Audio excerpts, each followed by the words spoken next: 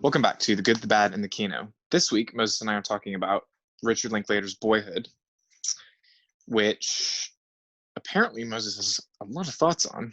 I do. This is my first time seeing it. This was your, second time? You'd seen Second it time, before. yeah. And so I remember when this movie came out, and I remember the discourse around the time it was coming out. And I watched the 2015 Oscars, where it was nominated, and Patricia Arquette won an award for her performance in the film. She won for it, that's right. Yeah, I remember that. I just remember people being like, they shot it over 12 years, and it's the same kids. I remember all that. It has quite a good trailer, and so I remember the trailer. But this was my first. It's also notorious. It's also notorious for having like one of the few films in history to have a 100 on Metacritic. Yeah, that's true. That is true. It has a 100 on Metacritic, which is very rare. Which I don't know how Metacritic works in terms of how they get that score. It's an aggregate like Rotten Tomatoes, but I think it actually takes into account the actual rating a critic gives rather than just positive or negative. Yeah. So that means that I don't know how that everybody works. That means everybody gave it 4 stars or above, basically. Yeah. Okay. Which yeah. So I actually, for the most part, did enjoy this movie. Surprisingly, I was fully expecting to be like, this was annoying, but I liked most of it. But I have to start out by saying, and everyone knows this is a gimmick movie. It has a super obvious gimmick that everyone talks about, which is the fact that they shot this over 12 years with the same people. Yes. Which is super impressive, and it works. Yeah. And that's why the movie works.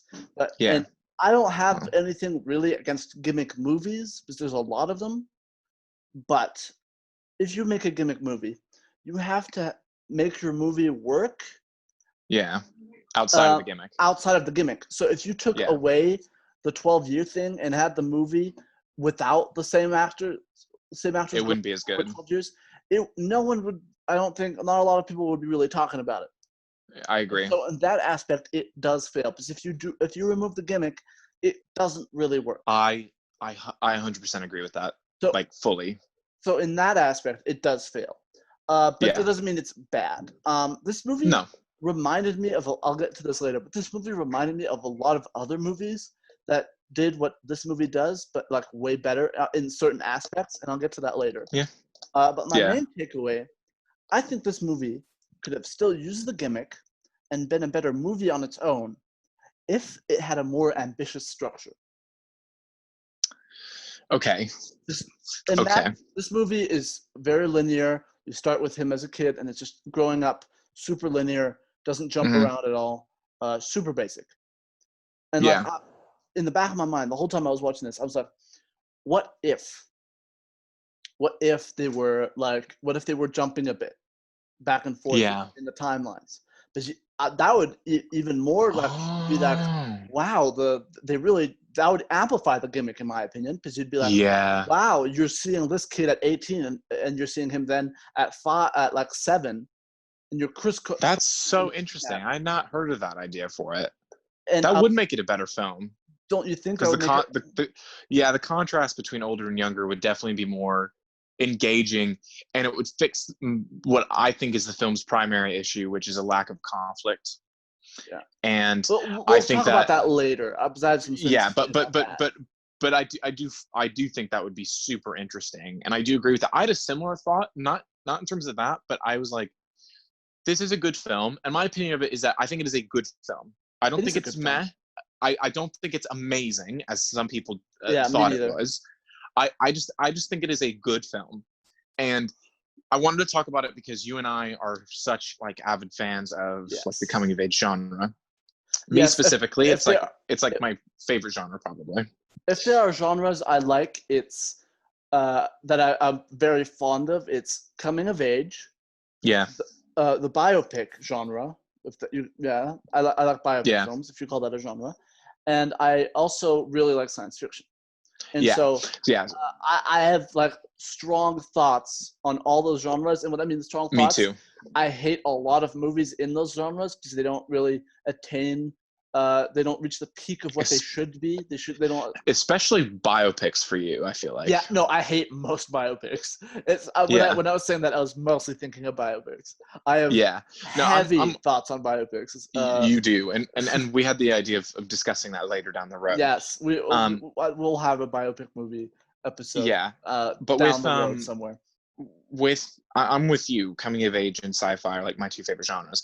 So I thought it'd be interesting for us to talk about this because it's one that I don't gush over, and I do have like serious issues with. But anyways, the larger point was when I was watching it, when I got to the back half of the film, I thought they could have done this gimmick, but instead of over 12 years, they could have halved it and done it over 6. And I think the impact of the story would have been so much more like profound and so much more interesting. And it would have been paced better because when it got to the point where like he was like going into high school or like right beforehand, like up to that point when he was a little kid, it didn't really have anything to do with him. It wasn't really about him, and he just didn't do much. There's not much like going on with his story. So I was just like, if they half this, the gimmick would still be there, and the story would be tighter. So like it's interesting that you and I both watched it and we're like, this is good, but if you toy with like the structure and cutting it in a different way, like it could be even better. But the gimmick would be less impressive if you did it over 6 years. You know why? Oh. One of the reasons why the gimmick does not work if it's done over 6 years is because the reason why it's so impressive is that in Hollywood, you cannot have a contract for actors go over 7 years, go past 7 years. And so the fact that they were out of contract and still returning over the course of 12 years is what makes it so special. Yeah, okay. I see what you mean. Because it was more of a good faith project. Yes, it wasn't a contract thing that they came back. It was good faith and that they wanted to continue. I didn't know that. Wow. And so that's why it's like, wow, this could have like gone to shit so easily if the actor one day was like, nah, I'm good. Which is funny because the sister in this, who is Richard Linklater's daughter, at one point didn't want to do the film anymore. She was very adamant of being in the film at first, and that's why he put her in. Yeah. And then after a couple of years, she was like, I don't want to do this anymore. And he was like, no, you're doing it. And she asked to be killed off. And he was like, no, you're sticking with this. You wanted to do it, so. Nah, knowing this film, if that had happened, that would have been the most interesting thing in it. No, he was like, that's not where I want the story to go, which I understand. Well, no, of course not. And we'll talk about that later. We'll talk about that later. But going back to the sister and what you were saying, how in the first half, he is not at all interesting. The sister would have been way more interesting to follow, in my opinion. Yeah. She has way more character. She is just way more vocal overall. And I was always like, she's the most interesting character in the scenes between them. With the sister, I thought in the first half when he doesn't speak a lot and she's talking a lot, I found her so annoying, like really annoying, very aggravating. Yeah, but she's a child. That's like but like I found her to be an especially annoying child. And then as she got older, she became more interesting, and I was like, okay, yeah, see her going off to college and like dealing with her parents in her own way, and like some of those things would have been really interesting to have seen. And I think in that way she's more interesting than he is. I disagree. For the majority of the film. I disagree on that aspect. I didn't find her particularly annoying outside of like annoying kid like levels of annoying. But I don't know, maybe because I had older sisters and she was pulling stuff that but she was pulling stuff my sisters reminded me of that like pissed me off growing up. So I was like, I don't like you for a lot of it. So I do have to say that I forgot my train of thought. You continue with what you were going to say. I forgot. Well, I think that you and I talked a lot about before recording that the reason that he isn't as interesting as a character, and it has nothing really to do with the actor, just character wise, is that he's so quiet as a kid, and like you see why, and like it makes sense because of like the nature of like his parents' respective relationships. But then as he gets older and he gets more vocal, it's like, yeah, he becomes a more interesting character, but he also becomes kind of like a douchey, annoying kind of character as well for like a good chunk of it. Which is the point, but that doesn't make it interesting to watch after a while. Like you can have it be part of it, but it goes can on be a for way too phase, but not long. a defining part of Yes. his like character. Yeah. And he ends still being that pretentious douchebag to an extent. Yeah. To be fair, I like the ending, and we'll talk about that later. Yes, but like, and I think the ending goes to the point of the film and why it's maybe not I do like too. exciting and no one dies, and why it's in such in a linear fashion, because life passes you by, life holds on to you and passes you by. Whatever they say at the end, I can't remember the exact phrasing. Wait, what is the exact phrasing at the end? The ending is what's that the quote? she's like, people say that like, you know, you're supposed to seize the moment. Yes, but life. I think Life that the seizes moment you. should seize you. Yeah, the moment should seize you. Yeah, that's what I was going for there. And that goes to that explains why the movie is the way it is in terms of like what happens in it. It fully does. Yeah, but backtracking a lot. You mentioned pacing and how it would have been benefited if it was not over 12 years and maybe a bit shorter. This movie is extremely long, but it still feels so long, very rushed. In some aspects, specifically the abuse of husbands. The second one. The first one I thought was fine. The second one's really bad. Rushed was, but I'm talking especially the second one's really rushed. But the first one it's still way too rushed. I actually, if anything, for me, they spent almost too much time on that plot line. They spent too much time on it, and at the same time, not enough. If you understand. I don't know, because for that they show, you know, when they meet and how he's kind of weird and kind of creepy at first. Then they get married, but then you see his kind of temper come out of his kids, and then the drinking, and then you see how like strict he is with his kid, with you know, her kids, and then like, you know, then you see the abuse, and then you even see the aftermath of when they get away. So it was like, to me, that was like that they did dig deep. Versus the other one, it was like he was really nice, all of a sudden he's an asshole, and then he's just gone. Yeah, no, the second one, it's really bad. But the first one, it's he's a bit weird, and he's got a strange character when they meet him, and his whole attitude is kind of slimy. And I knew that the movie dealt with like abusive husbands, so I was fully expecting it. But it goes from like being a kind of weird guy to being like smashing bottles at the table. I'm an asshole. And I understand that for some people, when they are in an abusive relationship, it can be perceived that way. But I think the movie was rushed and didn't handle that subject matter with enough tact, if I had to give it a criticism in that regard. But I did like the aftermath of that, and that the fact that they can't see they probably won't see their siblings again. They seem to get along with quite well. Really well. That's really sad. And they had to change schools and couldn't get their clothes. All of that super interesting. But you can definitely tell stuff was cut out, because I'm sure this movie could have been like. I'm sure there's like a 6-hour cut. 12-hour cut. Trust me. There's probably a 12-hour cut. Like I think that the thing with that I will disagree with you on is I feel like, yes, at times within those given scenes, there's not as much there. But later on, and that's why, like, to me, the best part of the movie is 100% Patricia Arquette and Ethan Hawke. And like Ethan Hawke the and effects of like these consistent kind of, yeah, absolutely. And like and you see the effect that like these kind of relationships have had on her as like time goes on, as the film goes on. And that respect, I think that they do handle it well, especially when you get to her final scene where she just like, I've lived my life in moments, and they've been bad moments of bad choices and bad husbands, and I know that it's had bad effects on you, and just like, but you know, that's life. Is we're just trying to figure it out, and I just felt like, okay, that was a good payoff to like her trying to figure herself out, along as well as like actually no, that is a separate issue we'll get into later, and like we will, because that'll just go off on another tangent. But I do think that like in that regard, it is handled well. Yes. That whole aspect of the film with Patricia Arquette and Ethan Hawke was super interesting. At first, I would like to know a little bit more why their relationship didn't work out, but at the same time, it's very obvious he wasn't ready to be a father. He was not. Yeah. He was not. Which he was very young, so you have to give him lenience on that. But like, he didn't step up to the occasion.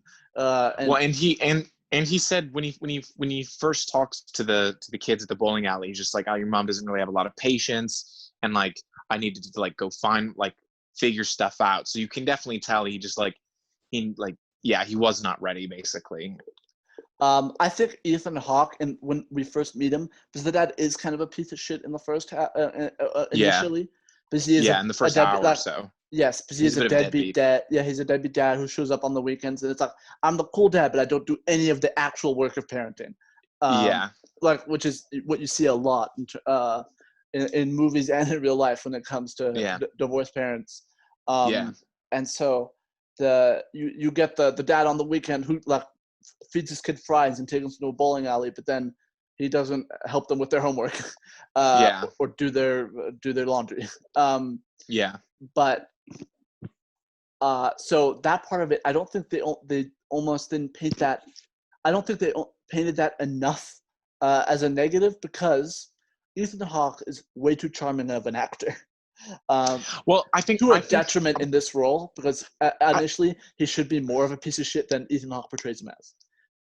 And you texted me this, and I still disagree with that sentiment, just because I think the point is for him to be so charming and persuasive, because it's like, to his kids, it's like, oh, everything's fine. And that is something I can credit to the film. You only see the parents through the children's eyes. You never see a scene of just the parents without the kids. Like it is all through like his eyes, which is really interesting and very subtle how they do that.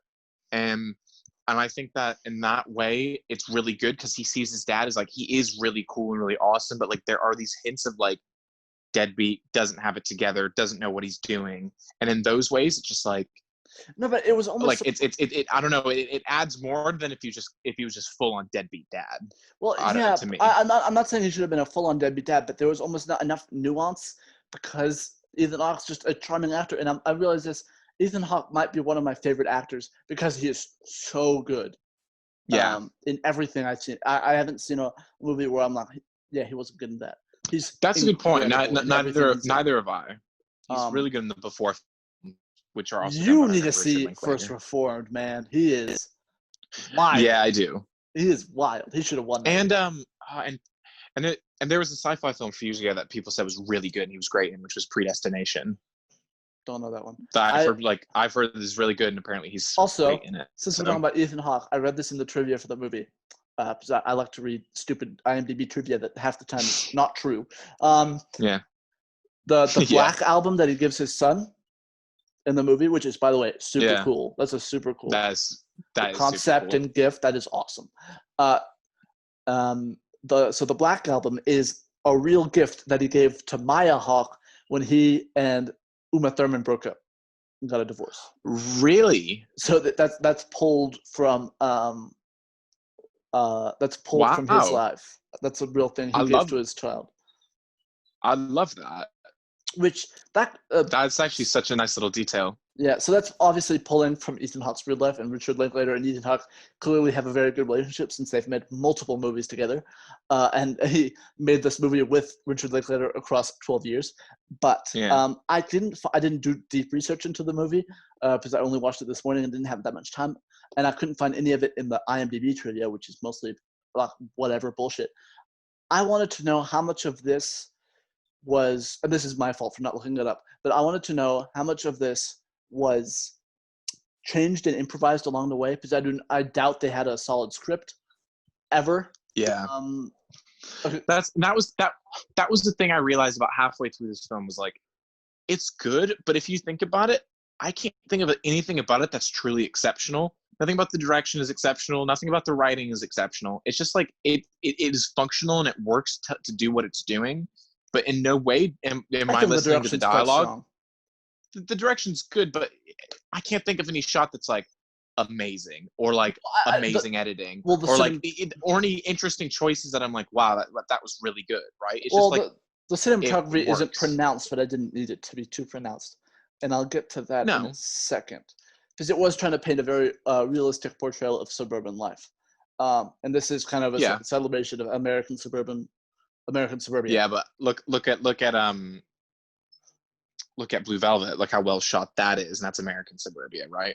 Yeah. Obviously, very different film, right? Yeah. But like given the context, or even like a personal drama about families, something as recent as Marriage Story, like how well shot that is. Yeah. For like yes. you know. So I want to talk. I want to go a little bit further than we've gone so far. Yeah. Because we've kind of just been stuck at one level of discussion, I feel, if that makes any sense. Mm. So I appreciated this to an extent because it was a clever way of showing the passing of time. But a lot of this movie is, hey, look at this cool thing from the 2000s when we filmed this. Hey, look at that. This is a Tamagotchi because that was a thing. Harry Potter was Here's being Dragon Ball released. Z. Yeah, here's Dragon Ball Z. Harry Potter was being released here. Look at those twirly skateboards that people used to always ride. Do you remember those? I can't remember. I do. I wanted one so bad. I do remember those. I didn't have one, but I was so jealous of all the kids that had them. And this goes to the point of like, we are like 5 years younger than the Mason character in this movie. We're about 5 years younger, I would say. He's my oldest sister's age. And he's also my older sister's age. And so I could see a lot of the movie through like my sister's lens, because I was like, I remember a lot of these things, but I was just younger. But I remember how my sister was reacting to them, because my sister was reading the Harry Potter books when they were coming out. Well, when you mentioned that, I started looking at the film in that way as well, and I found it to be more engaging, if anything. Well, that's just the movie's using nostalgia. Because this is a very nostalgia-based movie and again, of the 2000s, which you don't see that much of yet. And it's impressive that a movie so based in 2000s nostalgia came out in the first half of the 2010s. So in that aspect, it's interesting because we are about to come up in the nostalgia cycle. The nostalgia cycle is usually 20 years, and so we're coming up on the 2000s. We're gonna get 2000 stuff pretty soon. Because in the 10s, we of course still had a lot of 80s, but we've got 90s. A lot of 80s. Yeah, we got a lot of 80s. Yeah, a lot of 90s stuff as well, though. 80s never went away, but we got a lot of 90s stuff. A lot of revivals 90s stuff, of 90s properties, because that's when a lot of people who grew up then got into Hollywood. Are older now. And get to make the decisions. That's when people get the choice of what they want to see, and they're appealing to the adult young generations. But we can have a whole discussion on the nostalgia cycle, but that's a whole other discussion. But yeah, this movie does weaponize 2000s nostalgia, which is weird because we don't really get that ever yet. Yeah, but to me, I take that more.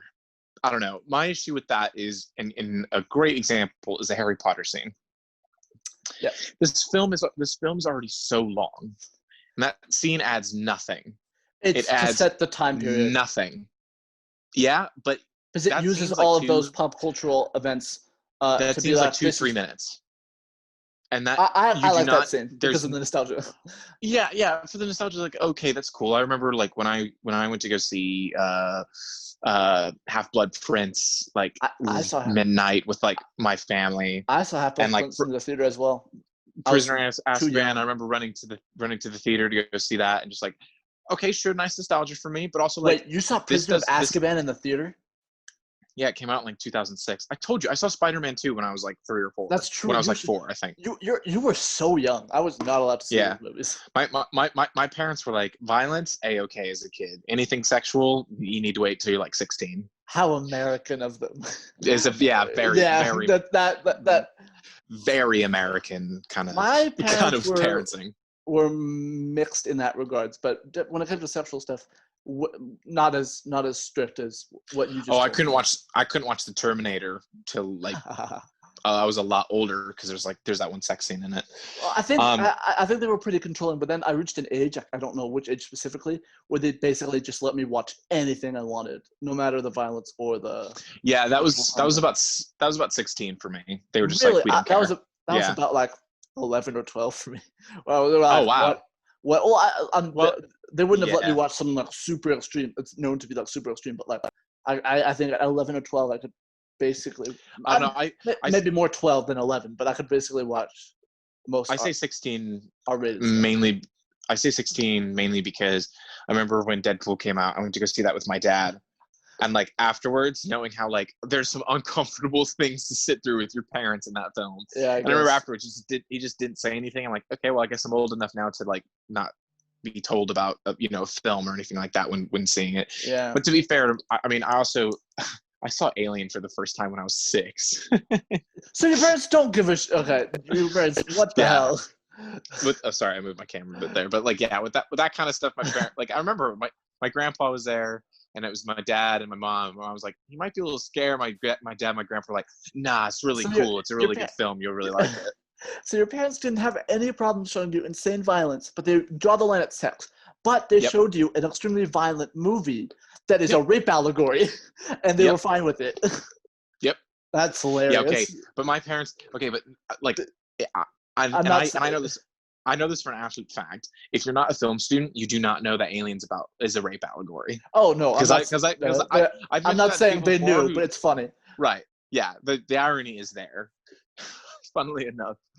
But there is even if you don't read it as a rape allegory, there's a lot of sexual imagery in that. But yeah, yeah, that's true. But anyways, backtracking to Boyhood. Boyhood. I just read this in my notes, so I'll bring it up now so we can keep the discussion going. There's a scene where they're drinking beer and they're talking about smashing pussy, man. Oh yeah, that scene. I hate that scene. Me too. I'm like, Richard Linklater, you did not grow up around this time, and I was not that age when those characters were that age. But I do not. It seems how so. They would have. Yeah. Back in the day, like 10 years ago, less than 10 years ago. It seems so fake. It seems like that, super fake and put on. Scene. The dialogue didn't seem genuine, and it was very much like a 70s and 80s movie type thing, which I told you this before we recorded. Doesn't shock me because Richard Linklater is most known outside of the Before trilogy for making Dazed and Confused, which is a 70s high school movie. Which is good. So that doesn't shock me that's in this movie, but I was like, this does not feel with a movie that is so heavily coded in the 2000s. That doesn't feel like a 2000s, 2010 type scene or discussion that kids would have. It just didn't. Not that there are people that have that attitude, but the way that scene comes together is very disingenuous. Yeah, it felt very false. I very much agree with that. Yeah. It doesn't seem. Yeah, it doesn't seem real. Oh my God, the second boyfriend turns abusive in the blink of an eye. It is unbelievable. That's the weird that was so it's so strange because I remember they go from the scene where Ethan Hawke and his new wife and kid are like picking up. Which I love that dynamic. I love the new wife and him becoming a boring dad. I love that. Yeah, and that's great. And like him marrying and they have that family. Scene where it's funny when they gave him the Bible. I was just chuckling because you could just see the looks on both their faces. Like, or when they're putting out the Biden Obama things in the gardens. Yeah, that's great. He pulls away the McCain. The McCain and even early on that scene's well set up from the conversation at the bowling alley talking him basically trying to explain politics to his kids and like and that goes to my point. Ethan Hawke is force his views on them. So funny. Way too charming in this movie. He's so charming. To the point it's like, why doesn't Patricia Arquette go back to this guy after a while? He's so charming. And that's not what the movie should be giving you. But that's not what he should be imparting on you. I didn't get that because to me it was like, okay, well he's charming and fun, and then when they go back to the house and she kind of comes in and she's like, well, my mom's supposed to bring him back to me, not you. It's kind of ruined my plans. Kids, have you done your homework? No. All right, let me talk to you. It's like, oh, he's cool, and then like she steps in and it's like, oh, it's all a facade. Like he is pretty deadbeat. He's doing things for him, not for like his kids or for like her. What might help out, right? He's just like, to me, I definitely did get that impression. I think because where the film goes and he ends up being a genuinely good father and a good person. Like in retrospect, you're like, oh, he really isn't that bad. But at the beginning, definitely, at least when I saw it the first time, I was like, he's a cool dude, but like he needs to get his shit together because he definitely doesn't have it together. What's your opinion on the scene towards the end of the film when the guy working on the mother's in the yard comes to her at the restaurant and be like, "Hey, ma'am, You told me to go to college. I did. You changed my life. What did you think of that? I really liked that because it was nice. I liked that at the end of the film, there were lots of payoffs for her character because she struggled so much and had to go through so much, husbands, kids, reinventing her life, going back to college, all these things. And it was like, all right, well, she got the payoff of being a good parent by Ethan Hawke being like, thank you, you did a good job for raising them. And then this is her payoff as a teacher being like, you didn't just teach me like school stuff, but you taught me something more valuable, which is that I matter and that I need to go out into the world and make something of myself. So it was like the two things she really struggled with the most. There was like personal payoff for her. So I actually like that scene. I have mixed feelings because yes, all you've said is true. That like it's nice to see the payoffs, and I do like the bit when Ethan Hawke is like, "You did a good job raising them," and he acknowledges her for mostly being a single parent. Throughout most of their childhood. And I like all that. But the scene at the restaurant when he comes out and he's like, "Hey, ma'am, you changed my life," it feels very like overt to a point where the rest of the movie isn't that way.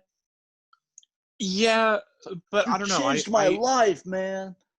But I don't know. I thought the acting from him was sincere in that moment. Oh yeah, and I just no problem with that. It made it feel less overt, I guess, in that way. For me, anyways. I have mixed feelings on that scene. I don't love it. That's fair.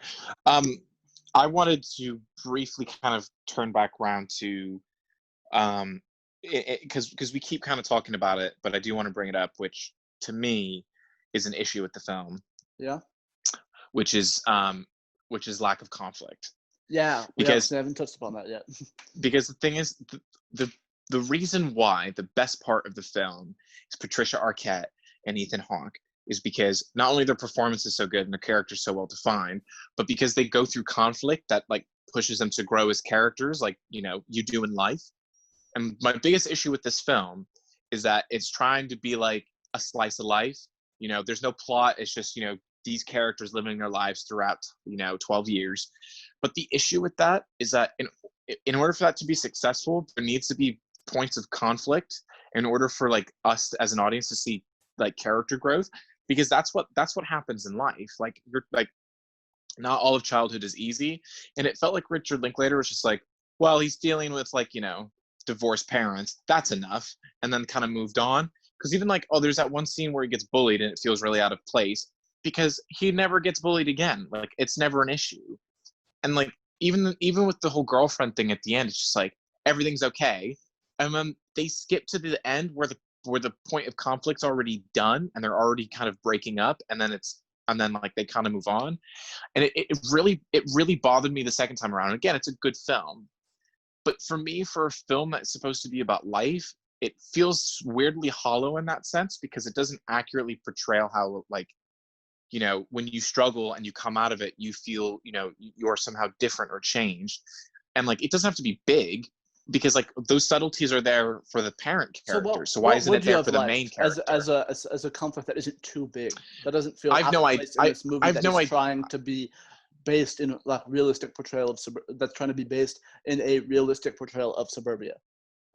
It could be anything. It could be he could have a bad day at school, and like they show him having some bad days at school. They show that, but it's not really. It's just like, I got tossed around in the bathroom and was called a homophobic slur, and then scene ends, and then we're fine. It's just like, well, how does he deal with that? How does he deal with moving to a new school? How does he deal with the divorce? In life, like you never actually.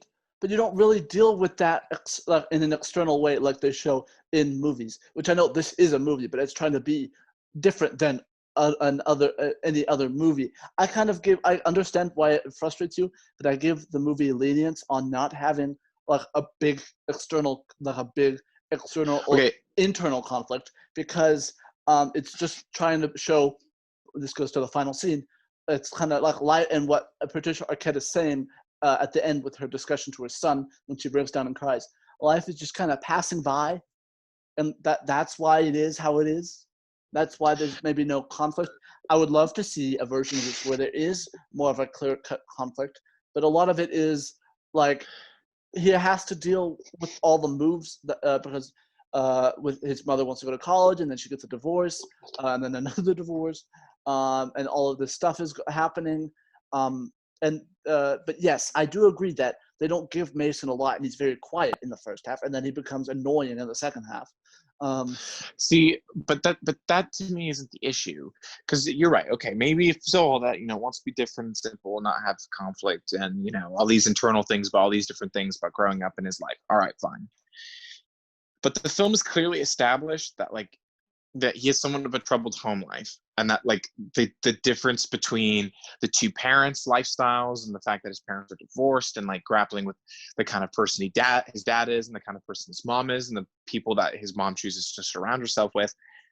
You never see him actually struggle with it, in the sense of see how that weighs on him and how that changes him as he develops and grows up into an adult. And to me, that's such a fundamental lacking within a coming of age film, or even a film that's supposed to be about life. It's just it didn't even have to be a big conflict or blow up with his parents. I would have just liked to have seen how that dynamic, which is clearly so important to Linklater, it's it is one of the focuses of the film, how it impacts him growing up. Because I watched the film and I'm just he's become this person, and I've watched him for 3 hours in the film, but real world time 12 years, but I don't know how he got to this point. And I feel like the film has failed on some level if it doesn't show that. And to me, that's what I mean by there's a lack of conflict. It doesn't have to be external, but even something internal, I think again, like I said, it doesn't have to be both, but it could have been one or the other, and there's neither in it. And to me, that's a big problem, and it shows the most in the pacing, because it's nearly 3 hours. It's 2 hours and 45 minutes. It's very long, and it still feels rushed. And it feels rushed, but you feel that length. Yeah. I was like, oh, I must be almost done, and I paused it, and I was only halfway through, and I was like, oh my God, and maybe that's intentional. He wants you to feel like you've lived these 12 years with this person. Yeah. And if that's intentional, then sure. But I for do me, think it's just this movie had to be this long. I do think it had to be this long, because if it felt rushed at 2 hours and 40 minutes, it would have felt rushed at 2 hours and 10. But I see where you're coming from with the there's no real conflict, but I also understand why the movie didn't give Mason a big conflict outside of minor life stuff. His girlfriend breaking up, and how that resolves pretty quickly. Because in life, that does resolve pretty quickly. Yeah, and that's fair. But again, the parent thing, the only close thing that they get to Linklater showing Mason having some kind of internal dilemma or struggle is when he's about to go off to college, and he's getting very much what's the point of life? We go on and do this, and that is the only part. Well, he was annoying before that, but that conversation he has with his dad at the gig, or beforehand, before that gig starts, and he's hanging out with his dad, and they're having drinks, and they're talking. That scene to me was really good, because it's wow, I'm actually seeing him struggle with something and weigh up two different things and try to understand life before he goes out and becomes an adult. That's super interesting. That's great. And then that does carry through to the ending. The last 20-30 minutes are absolutely the best part of this movie for me, without a doubt. Because from that conversation, him graduating, the graduating party, there's some good scenes, but I wouldn't say with his girlfriend. And the last 5 minutes, I think, are the best part for me. Also, before I forget this, I have an alternate title for the movie: Bad Haircuts. Yes. There's some oh my God, god awful haircuts in this wolf. So bad. Yeah. When he's got that fringe. Oof. When he's 15. Or when it's all cut, but there's just that super long. Oh, is that what you mean? Yeah, when it comes in high. Yeah. Oh, it's disgusting. That is so bad. Awful. That was. And awful. Also, he probably gets the worst haircut I've ever seen. Razors on a comb, and the way it comes off when the first drunk stepdad is takes him there. Yeah. Yeah, it looks so shoddy. It's not even a proper shave. It's just yeah, it looks awful. It's so gross. The movie has a lot of just bad haircuts, man. Going up to this is completely out of subject from what we were talking about with his conflict, but you mentioned the girlfriend. So the scene where his sister's roommate in the dorm walks in and they're Oh in the God, roommate's yeah. bed, the roommate's bed, and they're like, Yeah. "We thought you were gone." Like, come on, man. Yeah. What are you doing? Now, You can't do that in someone else's bed. Like, that's shitty. Like, yeah. that's not. I did think that this time around, just like that was really That's not that was cool. really irresponsible. Yeah. Let's just not. If she didn't walk in, whatever. It's still not cool, dude. Like, that's a shitty thing to do to someone. You get some sheets and pillows and put them on the ground. Like, come on. Yeah, do something else. That's not cool. Yeah, it's not that hard. Yeah, I agree. But I mean, so annoying. I think I've been like a little not too negative. I think I've aired out a lot of why this film to me just doesn't stand up as like one of the best films of the decade, because it is for a lot of people, and I just don't understand why. I would like to draw attention to something I mentioned earlier before you get into your positives. This is one of my negatives. My biggest negative is probably the fact that it could have been structured better, and it's a gimmick movie that doesn't work if you take out the gimmick. Because agreed. 1917, technically a gimmick movie.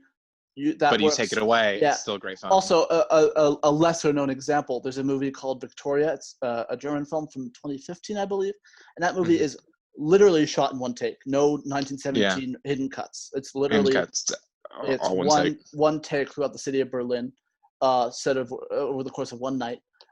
Super impressive. That movie would still work if you took out. I'm not saying that's not a great movie or anything. I thought it was a pretty good movie, or just a good movie. But it works. But it would still work. It would work without. The story works without, and the effect of the one shot plays a role to an extent within the story, and it has purpose. And I'm not saying that Boyhood does not have purpose for the 12 years, because it definitely does.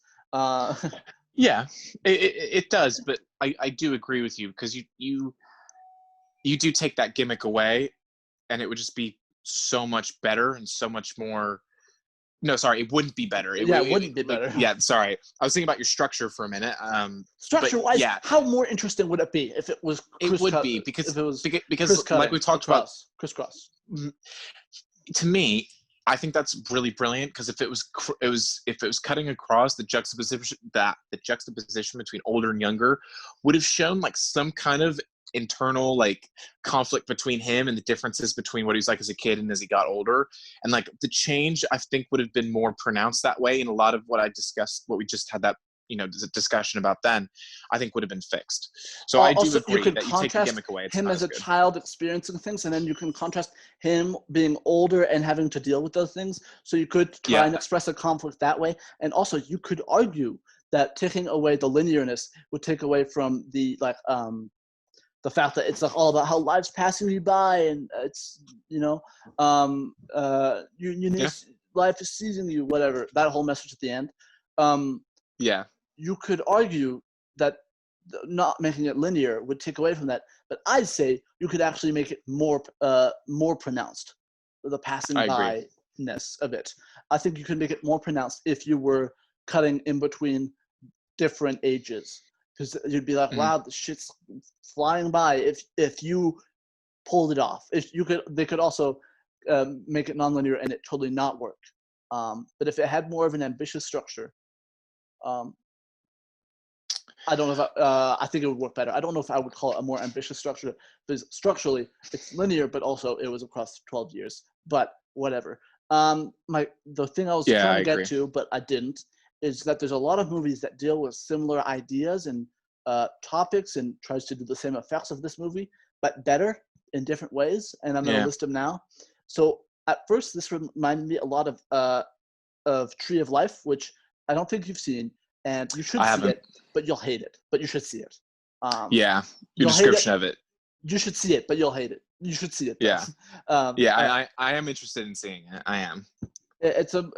You really do need to see it. But that movie is showing what it's like to be a child. Yeah. And that it's not trying to do that through the narrative. It's showing a child in different stages of childhood, but it's doing that through the editing, tone, cinematography, because it's all super dreamlike, and it's supposing that it's all about how childhood's a memory. We're back. Our Wi-Fi dropped out for both of us. I had to reset my router, but we are here to discuss the rest of Boyhood. I was just talking about how I think the movie is. It reminded me of the movie The Tree of Life by Terrence Malick, because it tries to portray childhood for half the movie, and it tries to portray that by having the same actor throughout the entire childhood. And Tree of Life tries to portray how we perceive our memories of childhood, which is different than what this movie does. But it reminded me of that. But that sounds so interesting to me. That sounds so interesting. But it's a long movie, and your interest, knowing you, will wear off after a while. How long is it? Is it also 3 hours? No. It's like 2 hours and 10, but that's pretty long for a movie with like no plot.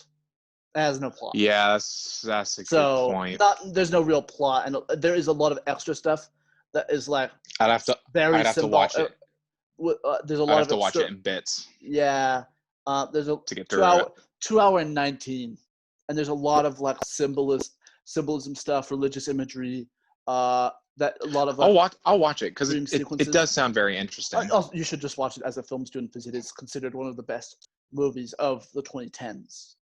But yeah, that's critically, true. It's considered the best. Christopher Nolan loves it, so that's always an excuse. Christopher Nolan also loves Boyhood. Which interesting. But anyways, every time you mention Christopher Nolan, Ryan, you are outing yourself as a film bro. I don't care. He makes the best the best. No, he does. What's going back to what I was trying to say with Tree of Life. So it uses the cinematography, editing, and all the cinematic elements to portray like the dreamlike memories that we have of our childhood, which is way more interesting than what this movie does. Even though you may not like the movie, I think it's way more interesting. But I was reminded of that while watching this. But furthermore, I think the Florida project captures what it's like to be a child better than this does. I didn't like that film a whole lot either. And I remember you and I being contentious about it. I dislike that movie for the same reasons. I have the same issues with that film that I do with this film. It's just kind of wandering and aimless, and it doesn't really have anything to say. But Florida Project, in my opinion, is much better than Boyhood. I put them on the same level, to be honest. But they're both good films. I don't think has anything remarkable about them. I disagree. I also think the Florida Project, with its depiction of childhood, is way more beautiful, because what it does is more pure. It shows the purity of childhood, which is more interesting to me, because it's showing these children in a super shitty situation, way more shitty than what Mason goes through, even though he goes through some awful stuff. They are living in a motel not far from like Disney World in Florida. Their mother at one point is spoilers for the movie that came out a couple of years ago. The mother turns out to be a prostitute at one point, and they're just living in this hotel. But we see it through their eyes, all of it. And in that sense, we see how pure they are in this awful setting, because it doesn't really faze them that much, because they're children and it all goes over them. And so that element is way more interesting in the Florida Project than it is in this movie. And I think you can admit to that, even though you don't like the movie. I think you can admit that that's more interesting. That aspect of it is more interesting than what this movie does. But I think that other areas of that film don't work where this succeeds, and so on and so forth. I think that I saw that movie and I was like, Willem Dafoe is very good in it. He's so good. It all being through the lens of childhood, great. But maybe it's just me, but my personal taste is I just don't like films that just have no plot and no conflict. And I know you don't. Just are. This is our biggest point of contention. Ryan got kicked out of the call for some reason, but we're back. I kicked him out because his movie opinions are trash. He cares too much about plot and doesn't care about how the cinematic elements. It's not even plot. I care about character and like theme and something being there. And when films don't have it doesn't even have to have plot, but if film has no conflict and it's just showing people just do their lives, to me that is not interesting. It's just because there's no change or growth, or there's no introspection. It's not saying anything. It's just like, well, here you go. It's like, okay, well, if I wanted to watch a film about life, I'll just go live my life and we'll watch film. Like, what's like, yeah, I don't know. No, because we were just talking about the Florida Project. The Florida Project, those kids lead a very different life than yours, so that's different. Mm-hmm. And also, the lens I enjoyed that aspect of that film. The lens it's portrayed through is very different than any lens you could live your life through. But this is where we diverge. Yeah, but I can see other films. This is where we diverge in our opinions on films, because you are so strict about caring about plot and characters. Well, I think that film, there's a little bit more to it can just explore themes, but and I would find it more interesting. There's a little bit, and we even tackled this in our third ever episode with 2001. There's more to movies than just themes, characters. Most of the time, that's one of the most important things, and most movies have themes and characters for a reason and a strict plot. But I think there's a little bit more to that. And to me, if you don't have those three things, it's just photography then. But Florida Project has themes. Yeah. I'm not saying that's the issue with that specific film. I'm just saying, like, there are themes in all the movies we talk about. Yeah, in Boyhood, and I know, and that's not what I'm saying. I'm just saying, like, in Boyhood and in Florida Project, there are themes, but they lack plot and character. So, like, that's why I think both films are good, but I think aren't great because they lack those other things. Don't say you care about. No, I care about characters, but I do care about themes. To me, the best part of the Florida Project was its coming of age in poverty, and to me that was really interesting. And the way they did it was interesting, but just yeah. Anyways, we're going more off topic, and we're almost done. But I would like to point out a couple other movies like Florida Project that I think tackle elements that Boyhood tackled, but better. You mean? Okay. Lady Bird understands the high school experience in the 2000s way better than this does. So well. Especially, fully agree. That movie is set in the 2000s as well. That movie also weaponizes. That movie also weaponizes nostalgia. 2000s nostalgia, which to the rare case of 2000s nostalgia being weaponized in a movie. Because we were just talking about how nobody uses 2000s nostalgia yet, but Lady Bird and Boyhood did. Now I'm not remembering any other examples yet outside of movies that are like factual dramas set in those time periods, but those don't really weaponize nostalgia in the same way that Boyhood or Lady Bird does. Also, I don't think you've seen this movie, but 20th Century Women has a more interesting take on being raised by a mostly single mother. Okay. I've not seen that movie, but I heard it's very good. It is good. I also do realize that the last three examples I just gave are all A24 movies, which says a lot. Makes sense for you. We'll jump over that. I don't think I can be pegged as a film bro, a Twitter bro, a film Twitter person, or a cinephile. Because those are like the big three categories. No. You like the Umbrellas of Cherbourg. No. You're definitely a cinephile. No. I'm a mix. I think I'm Moses. I would like to say I'm the mix. I'm a film bro. No, you're not. I like. If you were a mix, you would like cinephile. I like everything. You would like Umbrellas of Cherbourg if you were a mix. You're not a mix.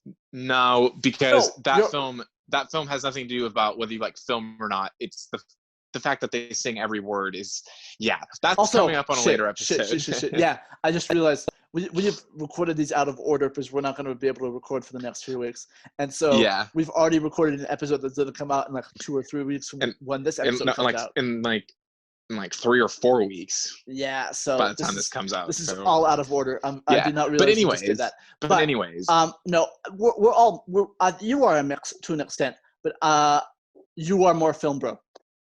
And you're more of a cinephile. Yes. I'm also more. The way I explained our taste to my flatmates yesterday was because they're like, "Really, Moses picked this?" As I was like, "Moses and I are very similar." Do your flatmates not like me now?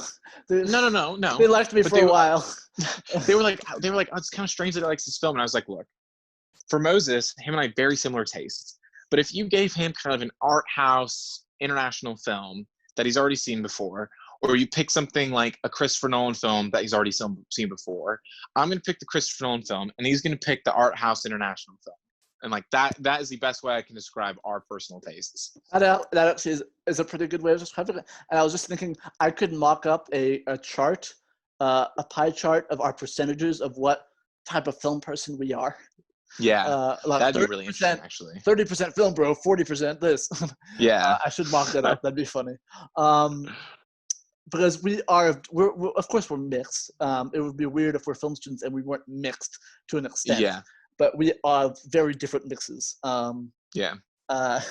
Also, I just am disgusted that you and I inadvertently referred to myself as a cinephile, but that's just gross. But yes, well, you're more inundated with Twitter and that kind of stuff than I am. Also, yeah, you're not on so Twitter. You see a lot more of that world than I do. Yes, I see a lot more of film Twitter than I do. But if I had to tell you what film Twitter was, A24 movies. That's it. Yeah, that's pretty much it. Mostly, yeah. Yes. Sorry, I was also gonna say the name of the guy who directed Mommy. No, it's not Mommy. What's it called? Shit. What's the movie? Oh yeah, it is Mommy. Xavier Dolan. They also like Xavier Dolan movies. Film Twitter likes Xavier Dolan movies. I actually don't know. I haven't seen Mommy. I haven't seen. I don't think I've seen a Xavier Dolan movie yet. No, I haven't. But everybody loves Mommy, which came out in 2014, like Boyhood, which is the movie we were meant to be talking about. And that kind of wraps up my thoughts on the movie. I just wanted to talk about how there are different movies that tackle the same things, or certain aspects that tackle the same elements, but do it better. So all those I mentioned do elements of what Boyhood does, but better. Okay, I agree with that, and like Lady Bird's such a great example of like high school in the 2000s, and that film just like aces that, I think, a lot better. For me, I think also like this movie is high school in the 2010s. He is in high school like 10 years later. Yes. Okay. Good point. But my point still stands. It still shows a better like high school thing, high school experience, what kids are like at that point. Lady Bird is annoying, and that her character, she's kind of a piece of shit for most of it. It doesn't come off as annoying as Mason does in this movie. No. So for me, before we wrap up and kind of give final thoughts, I did want to hit some of the positives. So like we said, Patricia Arquette and Ethan Hawke, like not only are the performances excellent, but like their storylines and their character progression is 100% the best in the film. I loved seeing him become a suburban dad, married into a religious family, and I liked his new wife. I liked all that. Yeah, me too. All that was great, and I'm happy. Sorry, I interrupted you. I'm happy they didn't pull any shit with the new wife.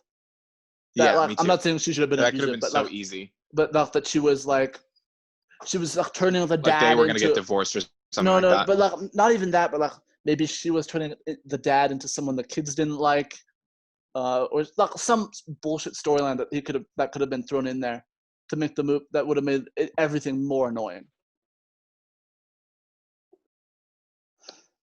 Yeah, and I am glad that they didn't do that, because that would be a shortcut and an easy way out. But like I'm glad that they gave him that kind of payoff of like, no, he was ready to be a good dad and he's a good person, but just he needed time. And I thought that stuff was great, and the exploration with the mom was really good, and I thought that was really strong. An aspect stylistically that you mentioned on a podcast that's coming later about The Man Who Fell to Mars is that when they jump forward in time, they don't actually tell you how far in time they've jumped. Or how dare you? It's The Man Who Fell to Earth. Yeah, I was thinking of his song "Life on Mars." Sorry. No. And we don't cover the movie in an episode. I just mentioned it. Right. And when you talked about that of like they don't show the passage of time, I actually like that for this as well, that they just cut forward and he's just a little bit older and a little bit older. They don't tell you it's like a year later or stuff like that. I thought that was really nice, because it makes the whole film seem so much more cohesive. The movie, you can tell time is passing because the kids are aging and they have pop culture milestones. No, of course, it's not the same. The Man Who Fell to Earth, I talk about this in a later episode, so this is completely out of order. I am so sorry. We were keeping it a secret that we were recording these out of order. We ruined it. Too late now. The Man Who Fell to Earth has a character who does not age, and they got rid of any signs of what time this is, because you see characters and now they're older, but you don't know when this is happening. It keeps cutting and cutting and cutting, and you're like, when is any of this happening? Why is the last 30 minutes so incomprehensible? But that is I'll cover that in another episode. It's and that's obviously different, but I did really like that in this. And like I said, I thought the last 30 minutes were really good, because I thought that it dug more into like him as a person and what he's ready to experience when he goes off to college, and those final conversations he has with both parents are like very touching and very well written. And it's the only time in the film I was like, that was really great writing. And I thought those two scenes were fantastic. And then specifically, I thought the ending was really good. All right, guys, sorry about that. Our Wi-Fi cut out again. I was briefly talking about the ending and just the fact that I just thought it was really poignant, and it was nice to see how the film had gotten to its end point, and you saw that, it was really about this idea of, life happens, and you want to let it happen to you. And I thought the song choice was great. It's from the trailer, but it really speaks to the moment that he's in, about being the kind of person he wants to be, being the artist that he wants to be. And I thought it was a really poignant ending. And yes, the dialogue towards the end is a bit corny in terms of like, people say seize the day, but like the day sees you, is like, it is corny, but I liked it because they're supposed to be high, and like, it works. It works. It works because they're high, but also like you're like, that's a bit corny, but also like they make a good point, and I see that the whole film's been working to that idea, and that's why like when I'm watching it, I'm just like, I don't know. But then the last 30 minutes, all like first time and this time for me, were like, okay, at what the point of the film is, and it makes me come back around to being like, this is a good film. Okay. So I do think the ending's really strong. Yeah, I agree with you on all those elements. I don't mind the last scene, and it kind of justifies the aimlessness of the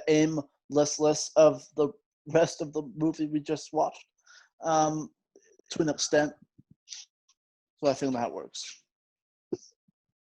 Yeah, I totally agree.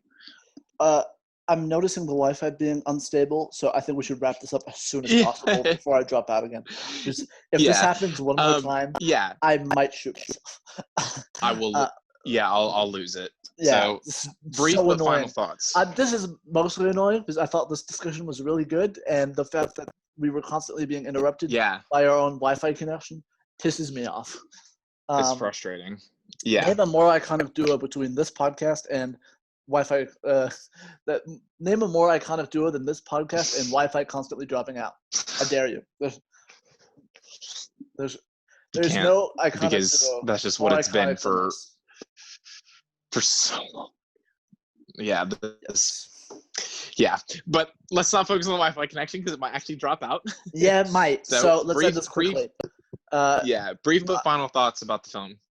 Everything you've said about the ending is not wrong, so I can agree with you on that. I thought the movie, even though it's long, I was charmed by the movie for the most part. Yeah. It did kind of lose me in the end when it was all about photography, man. I knew more than one person in high school who was like that, so I was like, I felt as it was a personal attack. I wasn't like that. I wasn't like that, thank God. But no, I knew.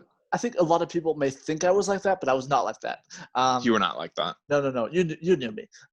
Yeah, you weren't. Yeah, no. I was not like that, but I definitely knew one or two people who were, and you know who they are. I texted you who I thought it was, and I knew him as well. No. Yeah. I won't say more than that, but it kind of lost me there with the whole girlfriend thing. But overall, I did enjoy the movie. I haven't decided what I'll rate it on Letterboxd yet because I do have mixed feelings. It's in between a 3.5 and a 4, but I'm not sure yet. It's a pretty good movie. I first time I saw it, I think I was so paying attention to what everyone else was saying about it that I liked it less because I feel the same way I do about it now, but like that hype was so big. I was just like, it really isn't that good. Mm-hmm. But in hindsight, with years, like I do think it is a good film. You know, those problems that we talked about in terms of conflict and structure and pacing are very, very prevalent. But it is charming. It is really well acted. The gimmick does work, even though without it, it wouldn't be as good. And it is a good coming of age film. But I think it could have been one of the best, and it's just a bit disappointing that it's not. But still, a good film. Yeah, the fact that they pulled off this gimmick, but then the result is somewhat underwhelming. It's just good. The fact that it's just good and not great is a shame for me. Yeah, because they pulled off this insane gimmick, and then the movie, like the quality of the actual film, is not up there with how good the initial gimmick and premise is. That it doesn't hold up in that way. No. Not as in that much sense. But yeah, otherwise I have nothing else to say. I think we can wrap up and say what movie we're covering next week. Because next week we're covering a very different film, and that film is Popstar, Never Stop, Never Stopping. Yes, the Lonely Island film. I'm so excited for this discussion that we've already had. That we've already recorded. It's gonna be so great. Oh yeah, so many thoughts. That episode also has the Wi-Fi dropping out a lot. So many incredible thoughts.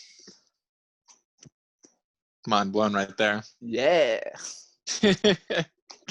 Yeah, so tune into that, guys, next week. We had a lot of fun recording that one. We always have a good time recording comedy films when we discuss those. Well, when we discuss comedy, it's often a lot of just like, that bit was good. That bit was funny. That bit was good. That bit was funny. And a little bit more tangents. But it's a fun one to go into, especially after this week where, we were a lot more incisive about this film than a fun film like that. So this was actually a longer episode than we planned on it being. But to be fair, Boyhood is a long movie, so what do you expect? It is a long film.